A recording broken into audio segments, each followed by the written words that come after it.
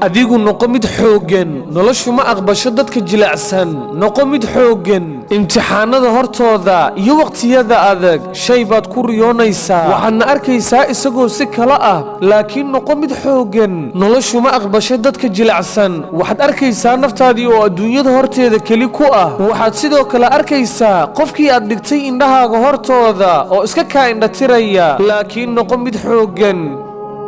noloshu ma aqbasho dadka jilicsan waxaad arkaysaa noloshaadii oo ku noqotay dunida dhexdeeda saaxiib la'aan iyo walaal la'aan waxaa kula dagaalami doona mawjadaha adduunyada weliba adigoo keli ah laakiin xasuusnow inay adduunyadu weligeed aysan aqbalin daciiftinimo xasuuso hadalkii allah subxaanahu wa tacaala kaasoo ahaa wasbir lixukmi rabbika fainaka biacyunina واصبر لحكم ربك فإنك بأعيننا كصبر حكمك ربigaaga annagaa ku ilaalinayne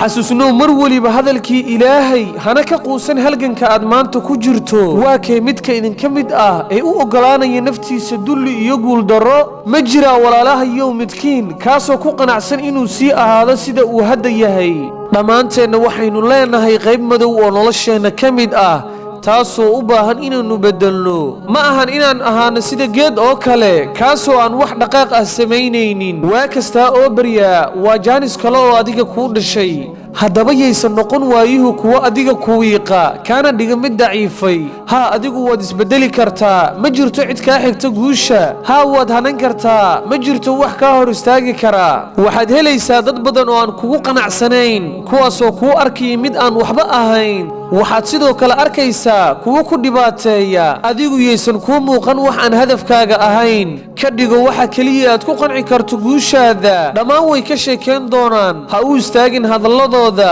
ee u hoggaansan wanaagga iyo guusha naftaada allah tala saara mar walba qofka allah tala saartaa weligii ma khasaaro